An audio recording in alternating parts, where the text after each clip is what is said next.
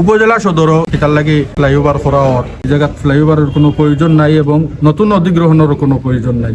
কারণ বাংলাদেশের কোনো জায়গায় ফ্লাইওভারের নিচ সুখকর না।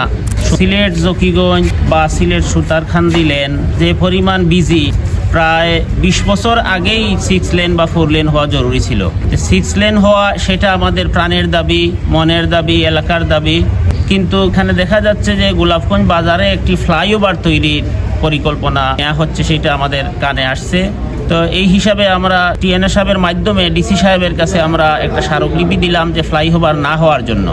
কারণ বাংলাদেশের কোনো জায়গায় ফ্লাইওভারের নিচ সুখকর না। সেই জন্য আমাদের গোলাপগঞ্জ বাজারকে, ঐতিহ্যবাহী বাজারকে বাঁচানোর জন্য আমরা ফ্লাইওভার না হওয়ার জন্য ঊর্ধ্বতন কর্তৃপক্ষের কাছে আবেদন করছি।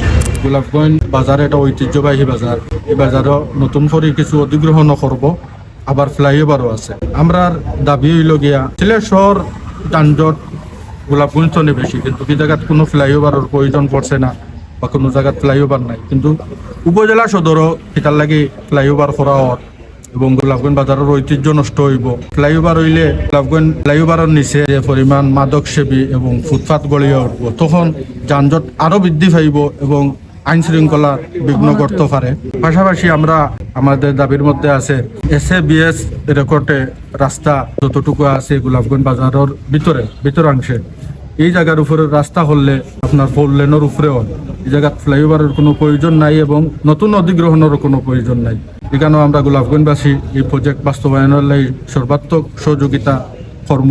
আর গোলাপগঞ্জের সুন্দর পরিবেশ এবং গোলাপগঞ্জের শহরের পরিবেশটা সুন্দর রাখার স্বার্থে আমরা ঊর্ধ্বতন কর্তৃপক্ষের কাছে আহ্বান জানাইমু যাতে ফ্লাইওভার না করিয়া যে সরকারি রেকর্ডে যে রাস্তার যে পরিমাণ জায়গা আছে জায়গার উপর দিয়ে রাস্তা করলে গোলাপগঞ্জবাসী উপকৃত হবে এবং ফ্লাইওভার না করিয়া এটা সুন্দরভাবে এটা যদি তারা করে তাহলে মনে হয় আমরা গোলাপগঞ্জ বাজারটা রক্ষা হইব, বাইরের বিল্ডিং যতগুলো আছে মার্কেট এগুলো সব রক্ষা হইব।